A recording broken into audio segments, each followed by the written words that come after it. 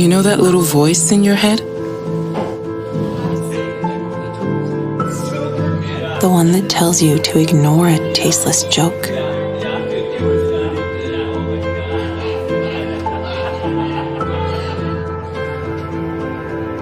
The one that tells you to keep quiet when a client makes a racist comment.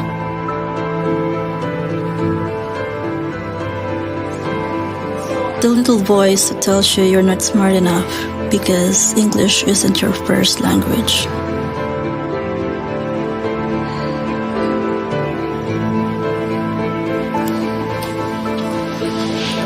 Or that it's okay to judge someone for leaving early because they have family commitments.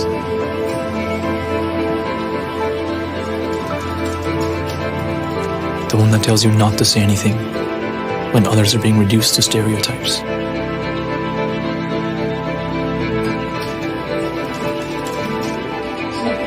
Or that it's not a big deal when everyone's opinion isn't considered.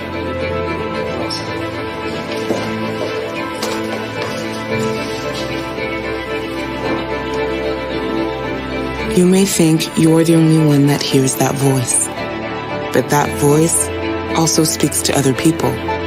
It says, "You're different. You're an outsider. You lack commitment. Your opinion doesn't matter." Instead of listening to that little voice, you need to find yours and make it heard.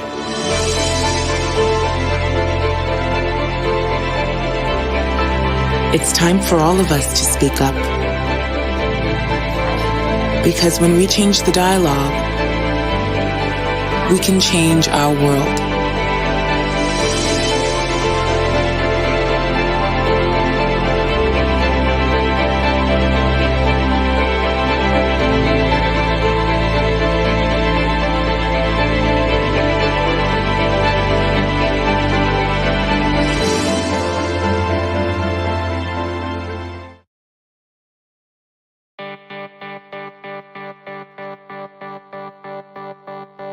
Queerness is about being amazing. Queerness is living the life that you want to live. Queer is overcoming struggle and shining. Brilliance. Queer is brilliance. C'est un mot qui est assez large pour être inclusif et assez spécifique pour qu'on sache de quoi on parle. Queer is such a powerful word, I feel. It's something that I was super afraid of when I was younger. Queer, c'est plus qu'une communauté, c'est plus qu'une identité, c'est une façon d'accepter l'autre, c'est le partage de l'amour. C'est des gens qui décident de s'associer à des valeurs de titre diversité et inclusion. Being queer has a political aspect where you need to push for space for yourself. You need to push for your rights. It's a label that we can adopt as a community that is all inclusive and that really encompasses everybody that is different outside the box, that feels different, that acts different, that loves different. I like being with other people that is, yeah, maybe like myself, but also different. And that's cool. It's okay. Queerness for me means just being who you are. It's really just about expressing yourself in your true identity, just being yourself. Queer is one of the really important identities that I have for myself. When you're queer and you're your true self, you are amazing. And that's what queerness means to me, being yourself.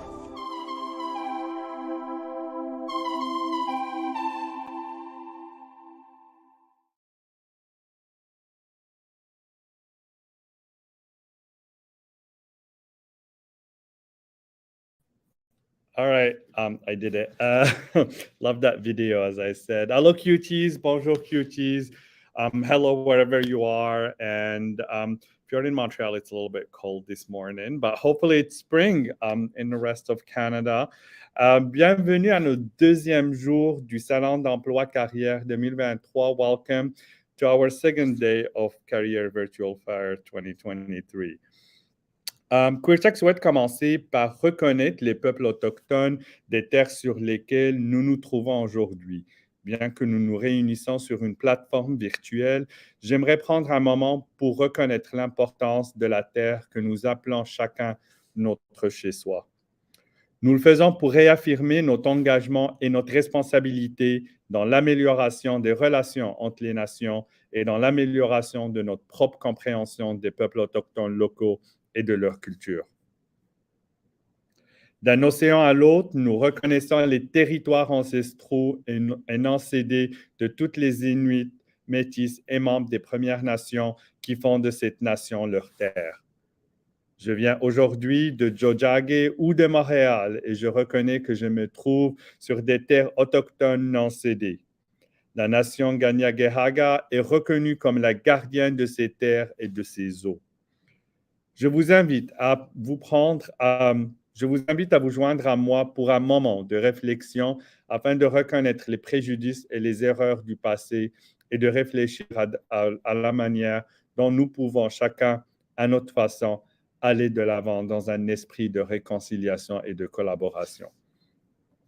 D'ailleurs, chaque fois que je lis ces déclarations, j'essaie aussi de prendre, que ce soit à moi, une personne ou en tant qu'organisation, de prendre un petit moment et de penser à notre contribution personnelle. QueerTech like to begin by acknowledging the Indigenous people of all the lands that we are on today. While we meet on a virtual platform, we would like to take a moment to acknowledge the importance of the land which we each call home. We do this to reaffirm our commitment and responsibility to improving relationships between nations and to improving our own understanding of local Indigenous people and their cultures. From coast to coast, we acknowledge the ancestral and unceded territories of all the Inuit, Métis, and First Nation people that call this nation home. I come to you today from Tiohtià:ke or Montreal and acknowledge that I'm located on unceded Indigenous lands. The Kanien'kehá:ka Nation is recognized as the custodians of these lands and waters. Please join me in a moment of reflection to acknowledge the harms and mistakes of the past and to consider how we can each in our own way move forward in the spirit of reconciliation and collaboration. And every time I read this statement, really just take a moment for myself and also as an organization to think about our contributions. La journée d'hier était vraiment fantastique. Nous avons terminé la journée avec 400 QT sur la plateforme Brella, où plusieurs d'entre vous se trouvent là. Il y a eu plus de 737 réunions déjà programmées. Beaucoup ont passé hier, on en a plus encore aujourd'hui. Cet événement ne serait pas possible sans le soutien de RBC qui présente pour la 3e fois QVF. QueerTech et RBC croient que la diversité est plus qu'une valeur, c'est une force. Nous sommes fiers des progrès que nous avons réalisés ensemble au cours des 3 dernières années et nous sommes très motivés par ce qui reste à venir. Je tiens à remercier aussi BDC en tant que partenaire niveau fierté de QVF cette année, ainsi que tous nos commanditaires et membres corporatifs. So yesterday was a fantastic day. We end up our day with 400 QTs on the Brella platform, and there's more signing up today. About 737 meetings have been scheduled since this morning. A lot of them happened yesterday, and there's more happening today. So it's really, really exciting to see the community coming together. This event would not be possible without the support of our presenting partner for QVF 2023, RBC. QueerTech and RBC believe that diversity is more than just a value, it's our strength. We're proud of the progress we made together over the last 3 years, and we're very motivated about what's still to come. And I want to thank BDC also as a Pride level partner for QVF this year, and also thank you to all of our sponsors and corporate members for joining us this year. So, pour ceux qui n'étaient pas avec nous hier, je suis très heureux de partager avec vous 2 grandes réalisations que mon équipe et QueerTech a achevées. Nous avons lancé notre programme QT Access. C'est un programme de 9 semaines pour aider notre communauté à accéder au secteur de la technologie. 30 participants queer et trans reçoivent un énorme soutien de notre équipe et de nos membres et nos mentors pour renforcer leur confiance et leurs compétences. So just for those who were not with us yesterday, I would like to share with you a couple exciting milestones that my team and our organization have achieved. We launched QT Access. It's a 9-week program to help our community access the tech sector. 30 queer and trans participants receive a tremendous support from our team and mentors to build their confidence and skills. La deuxième réalisation est le lancement d'une communauté numérique QueerTech pour créer un espace sécuritaire et inclusif pour notre communauté afin de connecter, de collaborer et d'apprendre.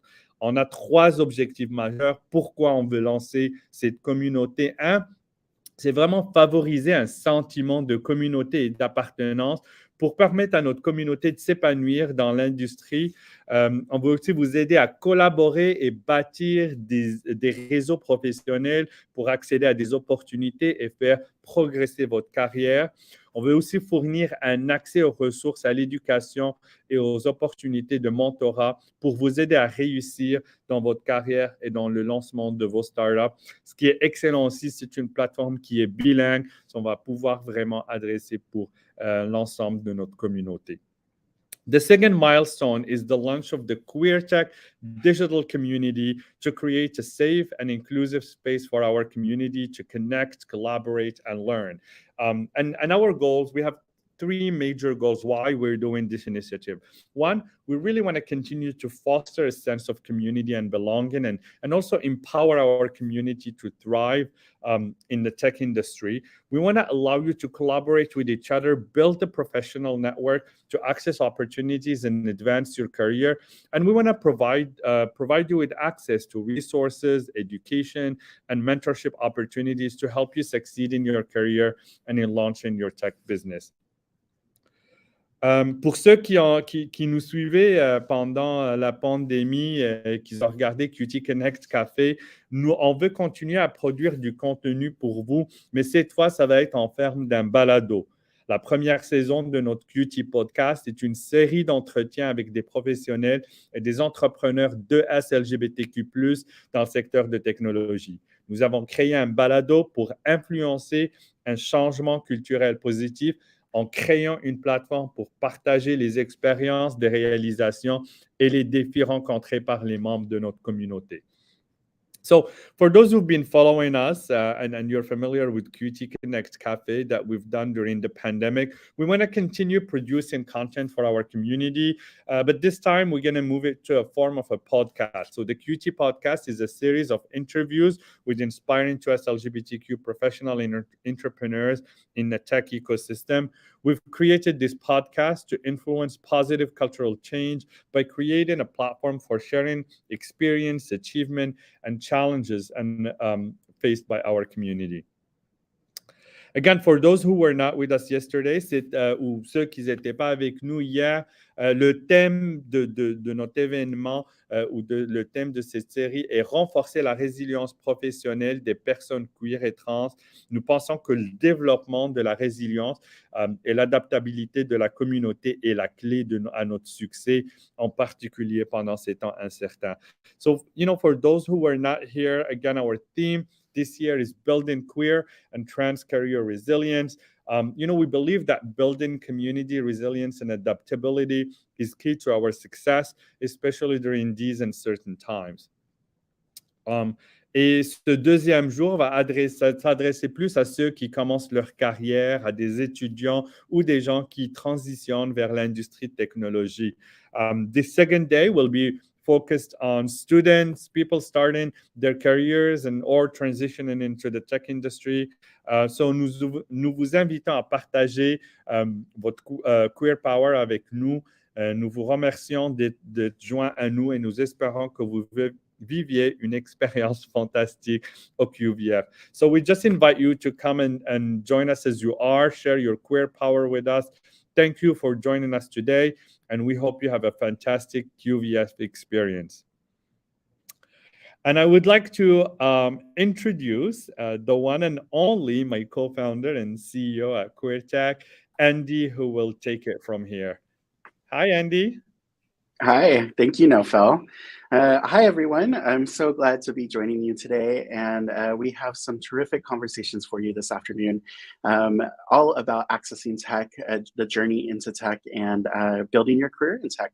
So to start the day off, we have the amazing Sophiya Varghese, who is the head of enterprise data and analytics at BDC.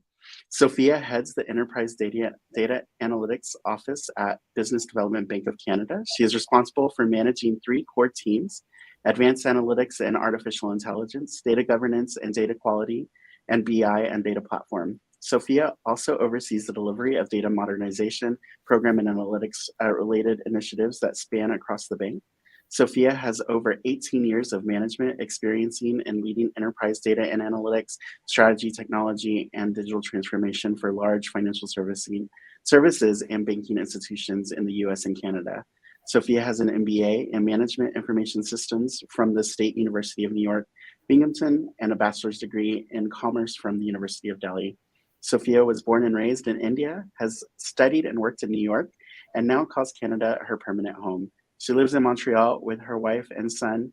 She enjoys traveling, reading, and gardening in her spare time, and she's just an awesome person.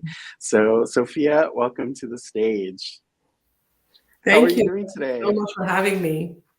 Yeah, it's such a pleasure. And I've been looking forward to this conversation with you for quite some time, just to set the stage for the audience at home. Sophia and I were connected, and we talked a little bit about her journey into her current role now at BDC, and it's just such an amazing journey. We wanted to share it with the community, and I really love how you've taken different aspects of your life and matched it with your career journey as well. So those are the kind of big topics that we're going to be talking towards, but to start, Sophia, I know I gave a big introduction and bio, but why don't you tell us a little bit about yourself in your own words? So you covered some of the big strokes in my introduction, but I'm just going to go to a little bit personal and professional background about me. So I'm of Indian origin. I was born and raised in India, New Delhi, the capital. I did my schooling, my bachelor's there, got a scholarship in New York. went there to do my MBA, and started living in New York, the big exciting Big Apple. And my MBA program was great and amazing, and again in management information systems technology. Got hired by Deloitte Consulting in New York, and I did consulting for financial services institutions and banks. So I started my career in business intelligence, data and analytics, before it was called data analytics at the time. And I had a very exciting life and career in the US and in New York. If I blend that with my personal life, I met my now spouse, then girlfriend in New York, and we lived through the 2008 recession and the exciting times that followed. And that led us to question, where can we call home? Where can we feel safe to call in, that our relationship is recognized, our future plans of being married, having a child and building a foundation could be. And we've quickly recognized the laws in US at the time did not provide us that protection. So given my analytics background, what I did is I got cracking into which countries in the world give you that protection. So I had a list, and Canada was part of that list. And we started doing our research, started visiting, different countries in this world, actually, to see where could we call home. And I also did a whole Excel spreadsheet with weightages between Montreal, Toronto, and Vancouver. And it was a very analytical decision for us to move to Montreal for a variety of reasons, quality of life, the laws that are there in Quebec at the time to protect us in terms of recognizing us as parents. So we did all that analysis. We moved here in 2010. Based on a very qualitative and quantitative, I would call it not a sophisticated model, but it still wins. We've been here since then. Montreal is my home, Canada is my country now, and we've built a life here where we accomplished the dreams we wanted to do, both professionally and personally. Got married, have a son who's 8 years old. I'm fully entrenched in the hockey mom community right now, and also in the Montreal, area and Quebec area. So this has been the journey for me. And on a professional front, I have to say, coming from India, coming from New York, I had exposure to French because Delphine, my wife, is from France. So I had a bit of that French exposure, but I had never worked in a French working environment. So that in itself was also a professional journey that I took, where I stayed within banking and technology, but also tried to integrate myself into a Francophone community, predominantly being an Anglophone. So that was another journey that I had to take. So multiple paths, lots of challenges. But when I look back at the life that I've had, it has always been a decision that, something within me has driven me to go to a better place for my family, for my future, and for my career. Yeah, I can definitely relate to that journey in a lot of ways. I also moved to Montreal from New York after being in New York for 10 years. And as a newcomer to Montreal, I've been here for a year. I'm still acclimating to the culture and the differences, but it's such an amazing city to call home. And I'm really excited to see where that goes. But, your journey is so broad, and what really struck me when we had our conversation was the analytic mindset that you took when creating that making those choices. And oftentimes we are very emotion-driven people, so we make a lot of career choices based on emotions, and we don't think about what other aspects and values go into making those decisions. Mm-hmm. So when you were starting, you were in New York. You were working yes. as a consultant, you were doing all of these things, and you talked about that and doing the analysis to what would protect you. Was there a key moment when you were like, I can't stay here in the US, I need to find the next thing? Or was it kind of a culmination of a bunch of pieces? The moment for me was the 2008 recession. It hit home because I found someone that I deeply, love and want to build my life with. But I quickly recognized, not being a heterosexual person, that I can't get married. It doesn't provide me the immigration protection it needs. So I've met this wonderful person. We both belong to the same sex. There is nothing that protects our marriage or relationship. So that was the defining moment where I felt everything was up for grabs. And I may have a great life in New York, but it doesn't help me go to the next level, the next step. so we did have that conversation, and the company I was working at the time was Barclays Bank, which is a British bank. They offered me the opportunity to move to Switzerland, which is also nice. Yeah, also very nice. it was an evaluation point for us because it's closer to Europe. My spouse, like I mentioned, is from France. But when I look at the long-term vision I had for my life, in terms of the rights we would get as parents, when my son was born in Montreal, neither of us, we didn't have to adopt. On the birth certificate, it says parent one, parent two. So those things are important because it takes the stress away. And from a professional aspect, I know Montreal is very cosmopolitan. I had the same rights within Canada, from an employer standpoint, which I was also protected in New York, but not on the family front. So that was a defining moment for us. And I really picked Montreal over Switzerland, Vancouver, and Toronto. Yeah, understandable. How did you, in that journey, start to evaluate companies and potential employers? And how did you make, I'm sure you were looking at a lot of different opportunities. So can you walk us through what that decision matrix looked like for you? A lot, especially in difficult economic conditions, when applicants are, when you're entering in the job market for the first time, you enter with the job. There's a job posting. You compare the description, and you say, okay, I can meet this, or it sounds exciting. The title sounds good. The company looks cool. I do some research. I've always gone into interviews with the mindset I'm interviewing them as much as they're interviewing me. Is this going to be a fit for me? And interviews are a bit like the first date, so you don't know the full story.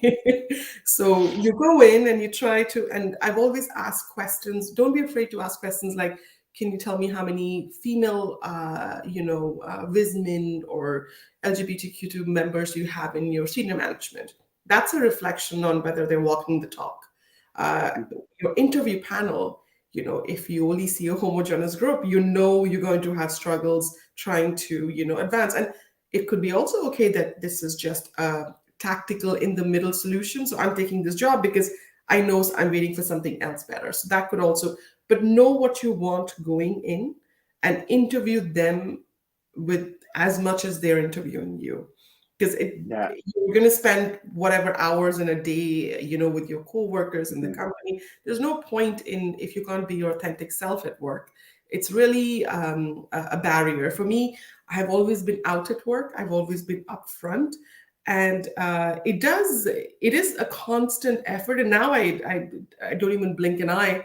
But I remember at the beginning of my career, I did have a moment. There's always that pause, and it's kind of longer or in slow motion in your mind than in reality, where someone does say something or a comment or something comes up, and you have a choice in that moment. You can say, oh, these are my coworkers, or this is my new job. I can just let this slide, or I can address it. And I've had moments where it's in an elevator, in a board meeting, in a small meeting, large meeting, a Sanka set or a lunch, or and then I have always been true to myself in correcting that comment immediately. And 95% of the time, the reaction I got was, oh, I'm so sorry. And, the correction, and life goes on. It was probably just inflated in my mind. And we're also in 2023 now. So companies are, sensitized, and they're more open to, the diverse communities that we all come from. Yeah, absolutely. I hear that quite frequently. There's a lot that you said in that answer that I want to go back to. The first part was really the early career piece, and you said you were always out and at work and starting your career.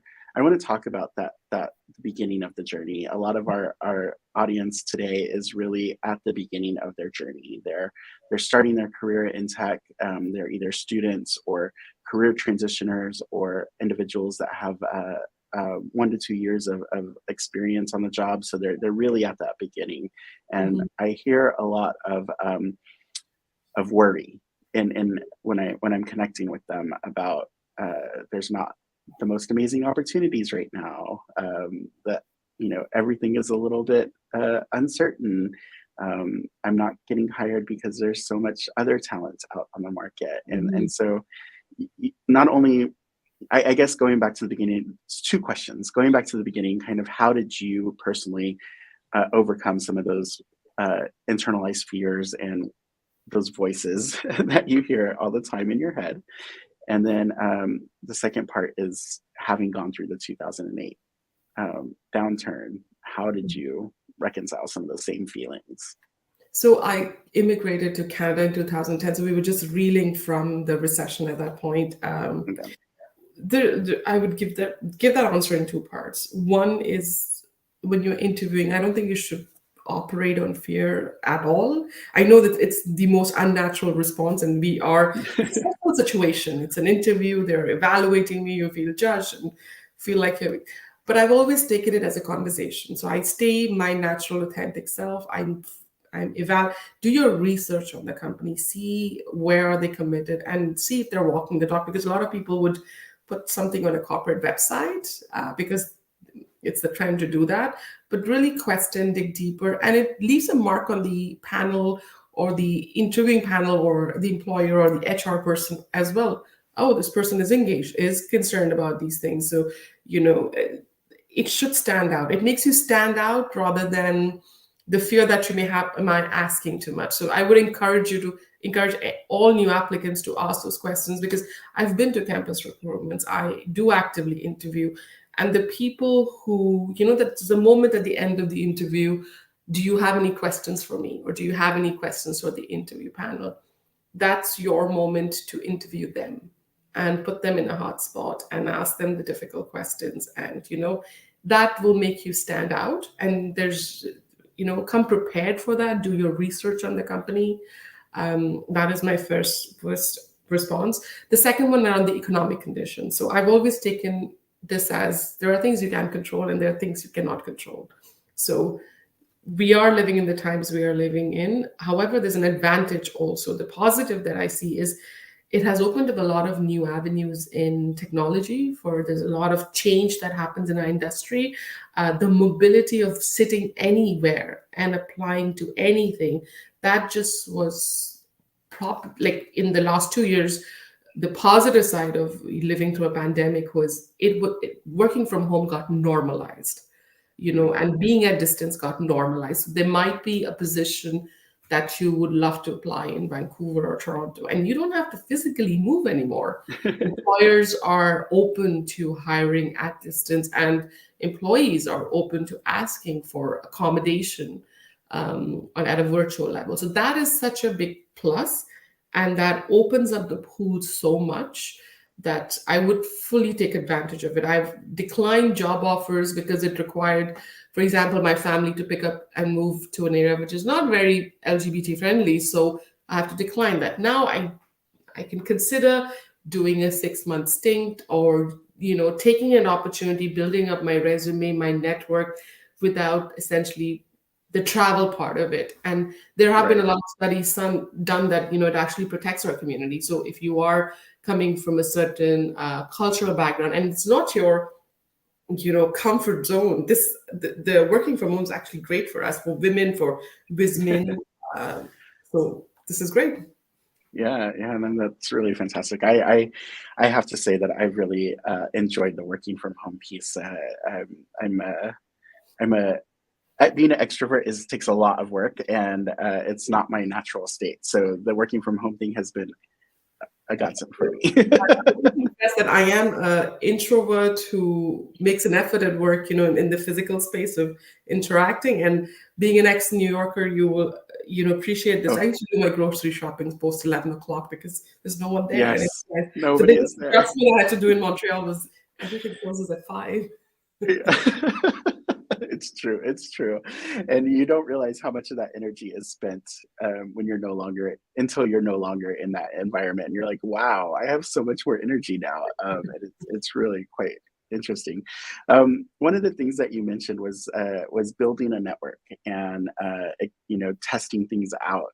And in a lot of the programs that we talk about the power of network, the power of having a strong community and leveraging that network to find your next opportunity or to find mentorship or guidance. Can you tell us a little bit about your own, how you've leveraged your own network and So I what was lost my network when I left New York. I predominantly lost my network when I left New York and I came to Quebec and Montreal. I kind of had to build it from scratch. And being an introverted person, it doesn't come naturally to me. It's a lot of effort to go to a event and a mixture. And that's me personally, that I would say.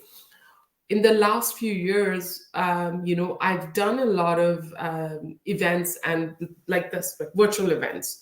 So, I would look at the panel, I would look at people who are in my industry domain, and it's become a lot more easier for me to build that network virtually now than it was in the past. So I've lived the here's my business card, come back home and write the business card and write an email on LinkedIn versus now the technology is there that you can connect in just right away. Hey, nice. I'd love to continue the conversation, and keeping in touch is easier now for people like me. For someone who's starting out new in their career, I would highly recommend. The university do have a dedicated contact. You have institutions like this where you can actually reach out and have be exposed to a wide variety of folks. But it takes a little bit of rigor and follow-up. And that's very individual. So you have to put in the time to do that.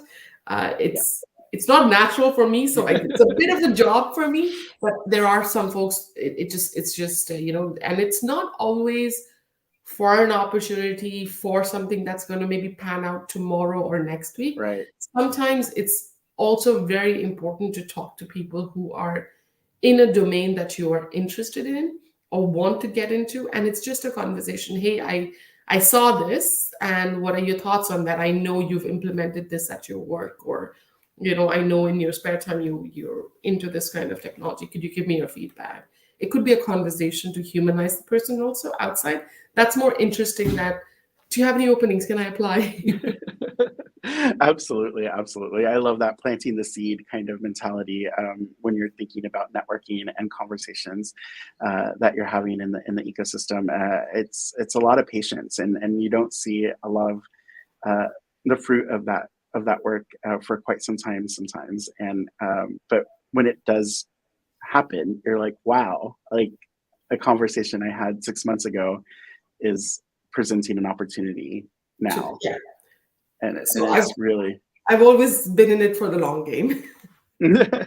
Absolutely. It sounds like the way that you see things in the world is long-term perspective. And I do see a lot of applicants thinking about the here and now, of course, because it's what's right in front of them. And there's oftentimes external circumstances that are triggering those anxieties or those needs, financial situations or familial situations, and so navigating that is such a difficult piece. I don't underestimate everyone's situation is different, and that here now could be a tactical solution that you're putting in place for yourself for survivorship or for exposure or for a particular short-term goal, and that is totally fine as well, as long as hey, I'm in this for the short term and it's not a long term, and you don't forget the long game.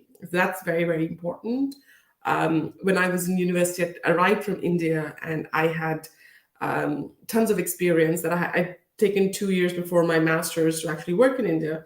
But when I arrived in the US and I was applying for jobs, the recognition wasn't there because I was from a different country. So I knew that very quickly and early on. So I did internships. Between semesters. So that helped getting that legitimacy of, oh, this is an American company. So it's recognizable. And probably did more work in India than in New York, but it helped me get the foot in the door. And I stayed close to a lot of who are the companies who are hiring in my university? Where are they?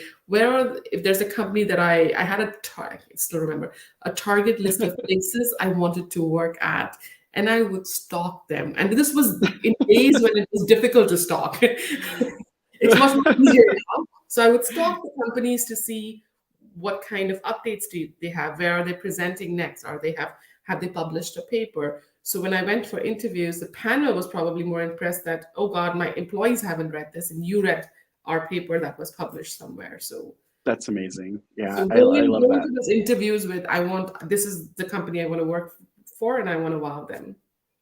Yeah, that's a great piece of tactical advice about identifying the companies that you want to work for, and really seeing how they're knowledge sharing into the community and participate in that knowledge share, right? Like follow them on their channels, go to the events that they're hosting, go to the panel discussions that they're speaking on, and understand who the experts are and how the company's voice is being put out. I was a bit more aggressive. I used the word stock, but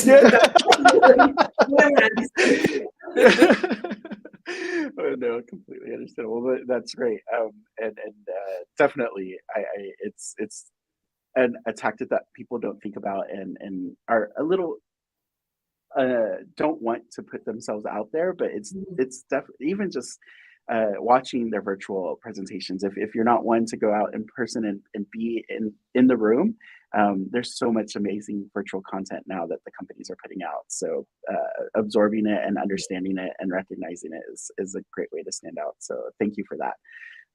Let's turn a little bit to your role at BDC, and as the head of enterprise data and analytics. That's a big title. It's a really big title. The first question is did you see yourself in a role like this when you were starting out in your career? No, I didn't. To be perfectly honest, I think every progression, every step in my career has always been me asking myself, am I still learning? Am I still having fun? Does the place that I'm working align with my values? Am I happy? And I constantly ask myself those questions, and I, put myself in situations which will help me advance. And not always are those comfortable situations. So there are situations where you go in and you're, oh my God, I really need to up my game and learn a new skill or application, or because what I learned and what I was so comfortable doing 2 years ago in my new job, I had no idea. So I've navigated my route through a lot of throwing myself in uncomfortable situations.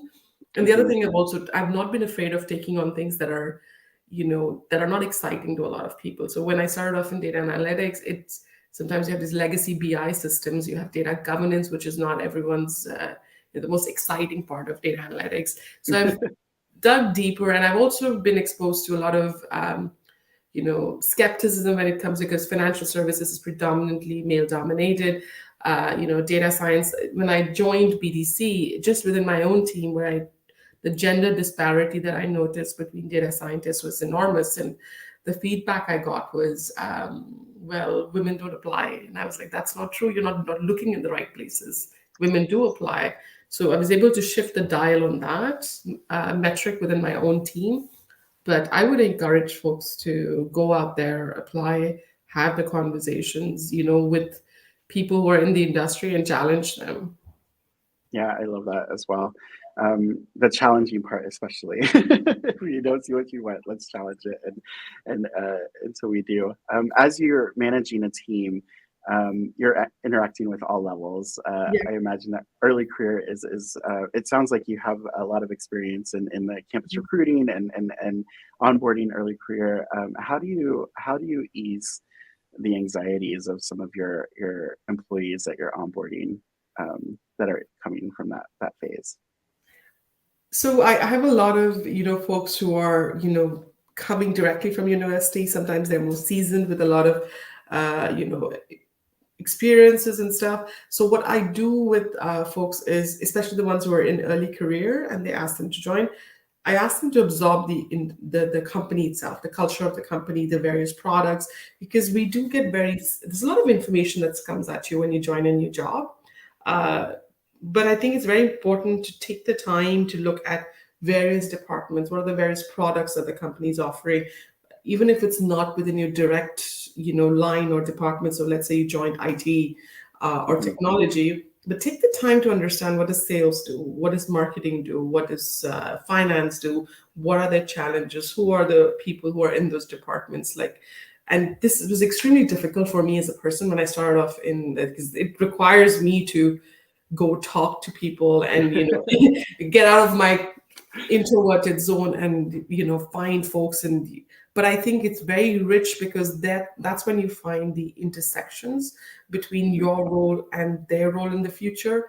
And it's all about building bridges and relationships within a company. So if you're new, you need that more than they need. So once you get that company that you really followed and you got that job, it's not about just being successful in the role that you are sitting at. It also, what can you do for other folks within other departments? And they leave an impression to say, oh, I met Sophia, she just joined the data analytics team and she's specialized in da da da da da. So that person thinks of you, because there are these mini ecosystems within each organization. And sometimes it can be hard to penetrate into those ecosystems, but yeah, we're all human at the end of the day. And it's just about asking those questions and, making bridges. Yeah, I love that. It's how do you network within a company, right? Like it never stops. You're always building those relationships and fostering the relationships to understand how different departments work. It's definitely key, and something that a lot of people don't think about, right? Like when you take a job, you're like, oh, this is my role, and you have to understand that your role is always bigger than that in a lot of ways. So thank you. That was really insightful. The last question I have for you is just a fun one. How do you inspire your team? How do you keep the morale up? How do you make sure that everybody is feeling included and excited about the work that you're all doing? So for one, like today, there's a ping pong competition within my team, and I'm sponsoring it. So there is a lot of healthy competition between the team. So I think we are more than the sum of the work that we do. So the inspiration part comes from, irrespective of who joins the company or the team within my team, I make it, I take the time to actually meet them, understand them, what are their strengths, and, but it's been harder post-COVID to bring people together because we're also virtual. So we've tried to find activities and events which, can be done in person and can be done virtually outside of work as well. So healthy competition in games, healthy competition in video games or ping pong or whatever floats everybody's boat. So I think the fun aspect is definitely crucial. And what I do tell people is it's a job. You're not saving lives. We are more than what we bring ourselves to work. So bring your entire self. I make them feel comfortable. So that's what I do to inspire them. I love it. As we wrap up, again, I wanted to just thank you, Sophia, for your time today. It was such a fun conversation to have, and I hope that we continue to stay connected and the community can stay connected with you. Can you let everybody know the best way to find you and connect with you? LinkedIn. Awesome. We'll share your LinkedIn profile with the audience and definitely encourage people to reach out. Are there any last words that you have for our audience as we wrap up today? The only thing I would say is don't underestimate yourself. You're qualified, you're strong, you're resilient, and go interview the firms as much as they're interviewing you. I love that. Thank you again, Sophia. It was such a pleasure. All right. Thank you. Talk to you soon. Bye. Talk to you soon. Bye. Fantastic. Round of applause for Sophia and that amazing conversation. We're going to continue forward, and we're going to connect with three phenomenal panelists. Reyes, Max Farooq, and Antoine, I'm going to say this really horribly, Betenjaneh. I'll let Antoine correct me on the pronunciation when they come on stage. But we're really going to be focusing on access to tech from individuals who have made it into the tech industry and working in the tech industry. So welcome to the stage. How's everybody doing? Hi, Andy. Thank you. Thank you. Awesome. We're going to start quickly with introductions. I'm going to ask you to introduce yourself, your pronouns, what your role is, and then a little bit more about yourself so that the audience can get to know you. Let's keep it to about 2 to 3 minutes each. And I'm going to start with Antoine so you can correct my pronunciation. Sure. So my name is Antoine Betenjaneh. I am he, him. I am a software developer at Rogers Communications. I graduated from software engineering from Concordia University in 2021. I interned at a couple of places like Genetech and Technologies and Ter. During my stay at Concordia, I co-founded and I was president of QEC, which is Queer Engineers Concordia. I love video games, TV shows, and movies. And yeah, that's pretty much it. Amazing. Thank you so much, Antoine. Thanks. Mil. Hi, everyone. I'm Mil, he, him pronouns. I am really excited to be here. I think this is a fantastic forum, and I'm super excited to be sharing with all of you. I'm originally from the Dominican Republic, and I moved to Canada in 2015. My background is actually in civil engineering. So I am working as a software engineering manager, but my background is more related to civil engineering, and I worked as a project engineer for a very long time. And when I moved to Canada is when I actually decided to switch gears and fully transition into that software engineering track. And I don't regret it at all. It's been an amazing journey. During that time, when I first started working as a software engineer, my life, moving to Canada, being an immigrant, having like a lot of cultural differences between my background and moving here, and also struggling with my sexuality during that time as well. I think it was just a big time of change for me during that time. And yeah, I feel like it was just this journey of becoming a software engineer was part of that. Nowadays, I work as a software engineering manager because I feel like I can bring a lot of like really good qualities of other engineers. And I'm really, really proud of this kind of work I'm doing. Amazing. Thank you for that. And Max. Hey everyone, I'm Max. My pronouns are he, him, and I'm a customer success advocate at Traction Rec. I was born and raised in Pakistan, and since 2019, I call Toronto home. Before moving to Toronto, I spent 5.5 years in Malaysia, where I pursued a bachelor's in public relations and a master's in advertising. That's also where I began my career, which was mainly focused in the PR, marketing, and advertising field. I'm really happy to be here. Much like Antoine, I'm an avid TV show watcher. My favorite genre is true crime. And I'm also an avid novelty socks collector. So I'm very excited to connect with you all today.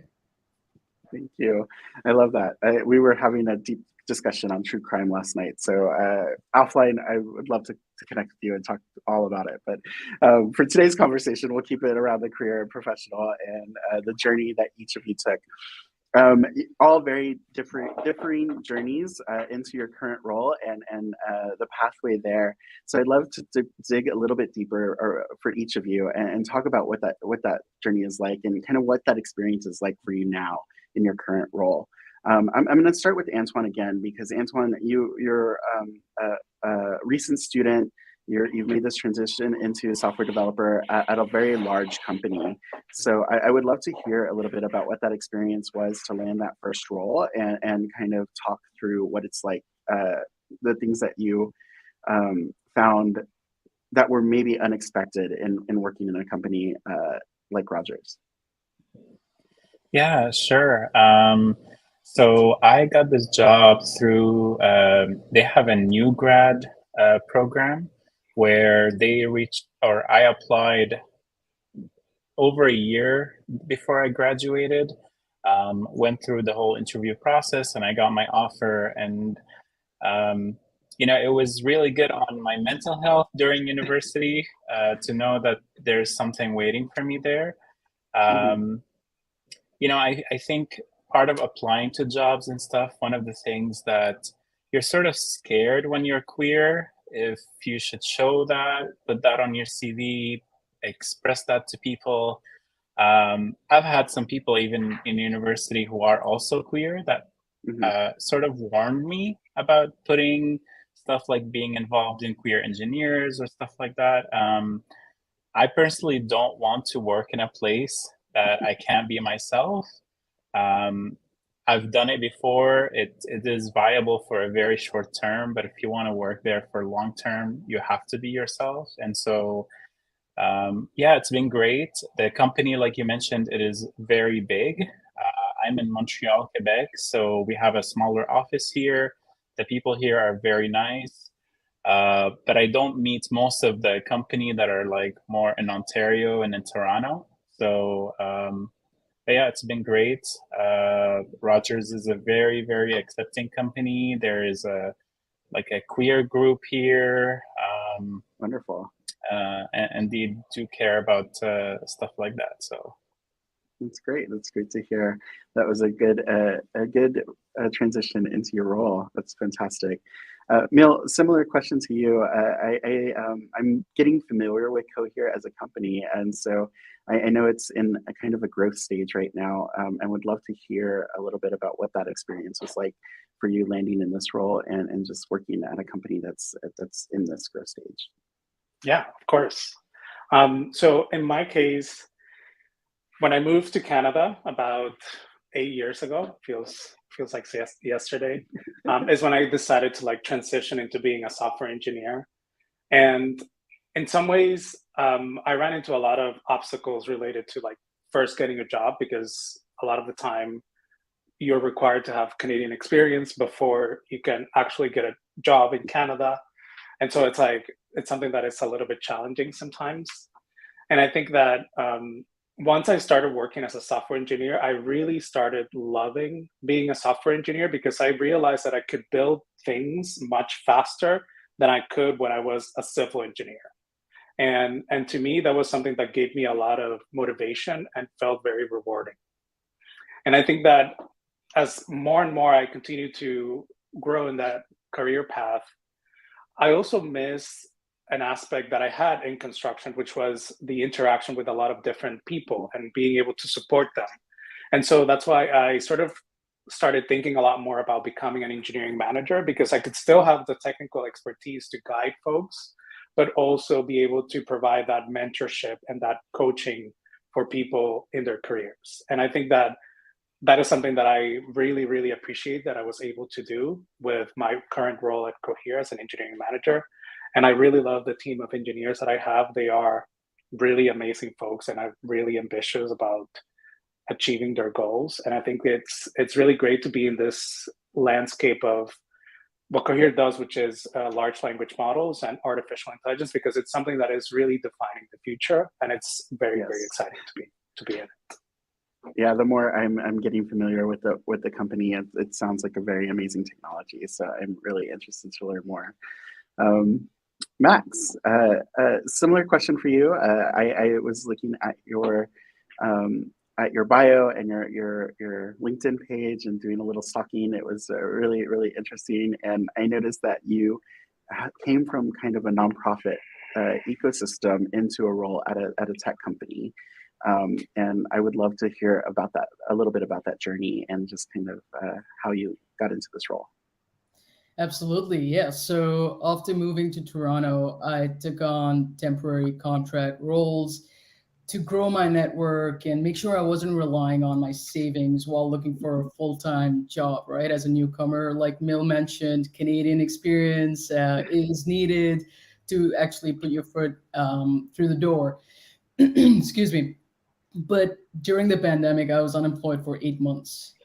And that was a really emotionally challenging time, but I pushed myself and continued to grow my network on LinkedIn, reached out to my personal contacts for introductions and referrals.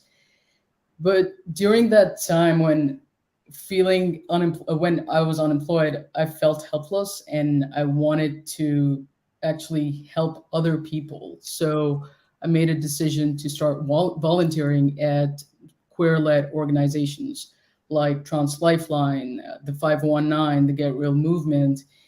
And that was such a great experience because I made such great connections with wonderful human beings. I learned new skills and technology like Trello and Squarespace, and I worked on really cool projects like a website revamp, and also led educational workshops for school children. And when I stumbled upon Traction Rec, actually a friend of mine shared an open position. I did my research and I saw how incredible it was to help nonprofits using technology. I was inspired. I reached out and applied without any prior technical experience. I remember my pitch to our now CEO was, I'm hungry for a challenge and I'm ready to put in the time and effort to do the work, to learn new skills, to earn certifications. And I'm so grateful that she did believe in me, because I turned down another offer from one of the top 3 global ad agencies to take Traction Rec because I knew I wanted to be here. And it's been amazing. The team is fantastic. I've learned so much. I continuously learn each and every day. And it's a family of allies, of folks that allow me to be myself. I've hosted a Pride panel while at Traction Rec. There've been several initiatives, inclusivity workshops that our team wants to participate in to learn more and grow more, and it's been phenomenal. Yeah, that's amazing. And I want to say that in reviewing everybody's bio and profile, I noticed that there was a common thread amongst everyone about giving back, creating organizations, volunteering, providing guidance and mentorship, creating space for people to gather. Like, it's amazing. I mean, that's how we started Queer Tech as well, because we were looking for that space and looking for that opportunity, and we've grown it into this organization because of that. And so I would love to hear from each of you about how like the skills that you learned and how you've applied it to your career of choice, how you're putting it forward into your career path journey. And just you mentioned a lot of those skills, Max, already. So why don't we start with Antoine and his experience in volunteering and organizing? Yeah, sure. So like I mentioned before, I am one of the co-founders, and I was president of Queer Engineers Concordia. So it was actually quite tough at the beginning to get that to become official and recognized. Part of the process, me and my friends, we were just sitting in front of all the engineering societies, their presidents and members, and I basically had to convince them why it was necessary to have a queer engineers organization in university. There was, of course, Queer Concordia, which is for everybody can participate. And actually, one of the funny questions that they asked was, how do we know that there's enough people that would be sort of, that they would need this sort of organization? Because obviously it doesn't say on your forehead that you're queer or not. Some people may be a little bit more flamboyant than others, but there are a lot of people that are closeted, especially in engineering, especially in tech. And so it was a little bit difficult to get them on board, I guess. But I don't regret it for a second. It was quite a fulfilling experience. And even sometimes I've applied to jobs, and some people wrote to me from those jobs being like, I wish I had Queer Engineers Concordia when I was in university. Absolutely. And so, yeah, and I think, through the process of creating something like that, I truly believe that when you are faced with adversity, you just grow stronger. You develop these skills that are going to become useful back in when you're at work. If you want promotion, if you want to push a project that people are not a fan of, you just automatically have these skills to negotiate, to convince them, to show value where perhaps they don't see value. So yes, I love that. It's amazing. Max, would you like to I can quickly share. I really love this kind of forum where I can provide like support for people like me. I wish I had that when I was starting my career. So I'm really loving being part of this. But at the same time, I'm also really passionate about queer men's sexual health. I think that that is something that I've been involved with in initiatives here in Vancouver. And there's a lot of stigma around it. We all are familiar with it. And I also co-facilitated for the longest time, for 3 years, a bisexual support and social group here in Vancouver. As a non-monosexual person, we struggle a lot with bisexual erasure, with biphobia, with having to come out so often because of we are judged based on the partner that we have. And I think that there's a lot of bisexual erasure, and it's something that I think a lot of people need a lot of support with, and I'm really passionate about. It's amazing. And how do you advocate at work? Is that something that you bring forward in your work every day? How does that impact your day to day? 100%. 100%. Currently, I'm organizing an event for the summer where we're going to be hosting a lot of queer folks to sort of get more familiar with large language models and just participate in a psychologically safe environment and try and influence that industry. And I think that just by being queer at work, I think that that brings a lot of visibility to other people who just sometimes take us for granted or assume that we're not there. No, that's amazing. Thank you. Thank you for sharing. Next, is there anything you'd like to add? Just like to quickly add, my volunteering experience helped me feel secure in my own identity and showed me the importance of fostering community, celebrating authenticity, diversity, and inclusion. And which is why value alignment became a top priority in my job hunt before I actually started working at Traction Rec. And like I mentioned, the team is phenomenal in terms of wanting to learn and taking the steps to actually show their support. For instance, using their pronouns and on Slack and Zoom and LinkedIn, it creates a safe space. It opens it up for individuals like us. It's a signal that we're here, we support you, and I'm lucky to be a part of a company like that.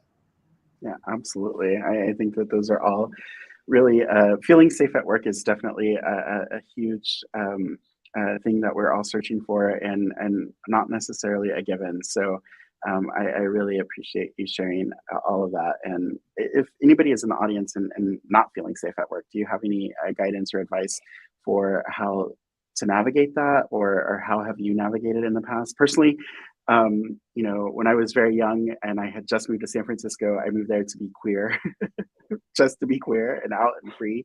And I took a job at a copy services company just to pay, the bills.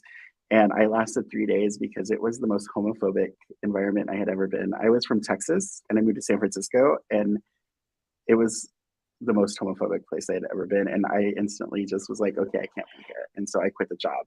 And I kind of wish I had some tools, the tools that I have now as a career professional to deal with some of those issues. So I would love to hear about your own interactions in the workforce, or times that how do you navigate some of that? I would love to share a really funny anecdote on that. Very recently, I have a coworker who's a gay man, and we're very close. We have a really good working relationship. And on Slack, I was shouting him out for some amazing work he did, and I said on Slack, and a big shout out to my queen, Roy, who did an amazing job with this particular project. And one of the co-founders, reached out to me privately, and he sent me a DM, and he was like, "Why do you call Roy a queen? Is he a drag queen, or is that like a term of endearment?" And I'm like, both. He is actually a drag queen, and it's also a term of endearment. And I think that that's a really good example of how we can be queer at work. And like a lot of the time, straight folks are calling each other, hey bro, hey homie, why can I call my friend queen? And even though it's challenging for you to see that, because obviously we have to be mindful of like not calling someone who's not comfortable being called queen. But in this case, Roy loved it, and he loved that I did it publicly. And I think that that's an example of how I'm also very privileged that I'm in an industry where I can do that, and it feels safe for me to do that. But it's something that sometimes I really try to get out of my comfort zone and really push myself to show that queerness so that we can normalize it. Thank you. Max or Antoine? Oh, you can go, Max. Okay, I'll be quick, but you know, I have experience with homophobia at the workplace. Before I embarked on my software engineering journey, I was working at different companies, and there was a company in particular where it was a very bro macho culture. I was very, very flamboyant, and you know, I would just hear homophobic remarks every day. And it was at a time in society, I guess, where you just took it. You just sort of put your head down, thought that they were just joking and kidding around. And I just didn't realize until I ended up leaving that place how much stress that was causing me in my life. So I think, you know, you don't really, like, you don't have the time to educate every single person, and it is not your job to educate every single person. You can make attempts, and you can, you know, if you're close to somebody and you think that they're a nice person, you can explain, hey, you know, those terms that you're using or those comments are a little bit hurtful. But you know, if really the environment you're in is just completely unaccepting, I wouldn't even bother. You know, I think it's much better to quit and find another job. Like, the money is not worth the mental toll that's gonna take on you. So. Thank you. Max, would you like to add anything? I completely agree with everything Antoine and Mil have said. To Antoine's point about it's not your job, absolutely I agree. It's not, the onus isn't on you to educate people and to help them unlearn what they've been taught. Because I feel like that was one of the most difficult things I had to do, unlearn what I'd been taught, unlearn what I knew in order to accept myself and love myself. And on my journey, I realized that those folks who are unable to unlearn and don't want to learn even when I try, again, the burden's not on me. So I have now become very protective of my emotional, mental well-being. And because I'm secure in my identity and I choose to live authentically and celebrate my identity as everyone deserves to do so. Amazing. Thank you. I'm going to switch gears a little bit and end the panel conversation with a little bit of a tactical approach. You know, when people apply for jobs, they have that list of requirements of, can you do this? Can you do that? Having been this far in my career, I understand that nobody can do all of those things. And even when you enter, even if you can check off all those things on the list, when you get into the first day of the role, you realize, oh, I don't know anything about this role and I need to learn everything. So just quickly, you know, what were some of the things that, how do you overcome that fear of not knowing and getting that confidence of just applying for a role, even if you can't check off all those things? Maybe we can start with Max, and you know, you transitioned into a tech company, and so I would love to hear what that was like and kind of the new skills. Absolutely. At this point, I need to shout out my mentor, who actually reminded me that, like you said, you're not going to be able to check off everything on the list of job requirements. That's just the hiring manager or the employer's wish list, so to speak. And when I wasn't applying for jobs because I didn't think I would be a good fit, I was actually limiting myself. And I was also underrating my experience and my skills, the transferable skills, like I mentioned.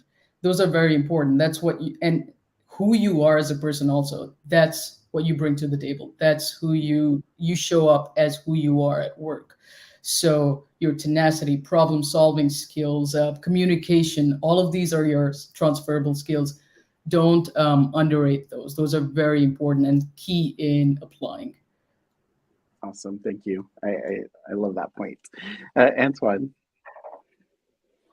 Yeah, that's actually, you know, I say that if you're not qualified for something, don't decide that for yourself.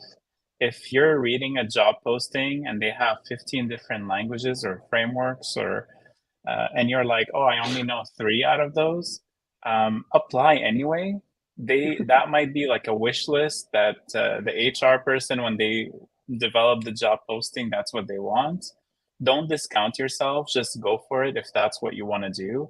Of course, research the topics that you don't know. So if you do get an interview, you have a little bit of what that thing is. And, just to give you some information, for my first internship, when I was looking for my first internship, I applied for over 130 job applications and I got maybe like 17 interviews.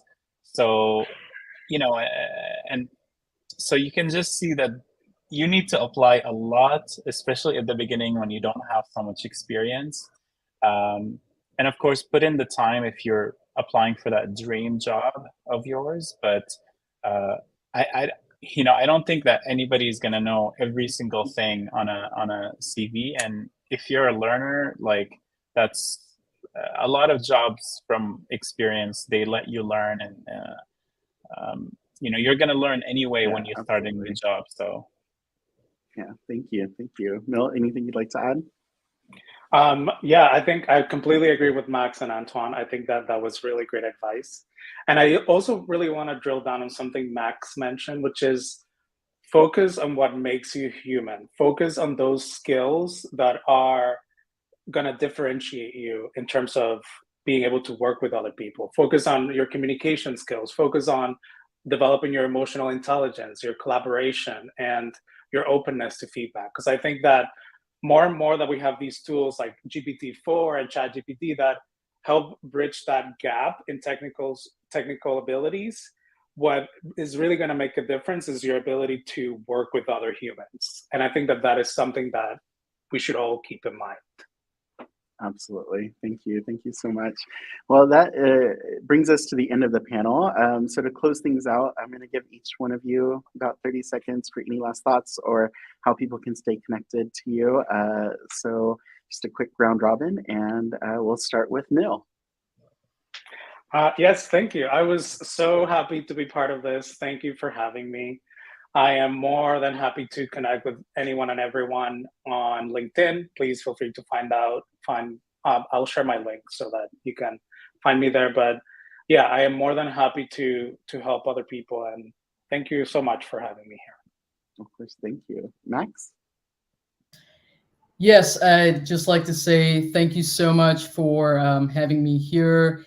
And just a reminder to folks that it can be unnerving to reach out for support from your existing network or creating new connections. But please remember that there are a lot of people out there and communities like Queer Tech who are willing and happy to help you start out or transition into the tech world. And please feel free to connect with me on LinkedIn. Please follow Traction Rec because we are hiring, we are growing. So I hope to see you all soon. Awesome. Thank you, Max. And Antoine? So of course, you can find me on LinkedIn as well. I would be more than happy if anybody wants to talk or wants some advice. I'll end this by saying, don't be scared to be yourself. Voice your opinions in any place that you're in. Not many people actually voice their opinions. A lot of people are scared. This doesn't just apply to queer people. But you don't want to work in a place where your opinion doesn't matter or is not considered or respected. So, yeah. Awesome. Well, again, thank you so much to each of you for being here and for the amazing insight that you shared with us on your own personal journeys and your career journeys. It was such a pleasure to connect with each of you. Thank you again. I hope you all have a great day. Thank you for having us. Thanks. Thank you for having us. Have a great day, everyone. Bye-bye. Thank you. Fantastic. And that wraps up our welcome and opening for day 2. We hope that you've enjoyed the conversations, and we are looking forward to a fantastic afternoon at the remainder of the event. The one-on-one connections opportunities start in just a few minutes, and make sure that you're reaching out to people that you want to connect with on the Umbrella platform and schedule as many meetings as you can. We also have an amazing afternoon filled with workshops. So if you're looking to learn a little bit more about accessing tech or best practices, things like that, we have 4 amazing workshops scheduled for you this afternoon. So please be sure to click on the virtual breakouts and be sure to attend those workshops. In the meantime, thank you so much for joining us for this edition of the Qareers Virtual Fair. As always, we love having you here. We appreciate you being here. This is the community, this is your community, so be sure that you leverage it and enjoy it. Thank you and have a great afternoon.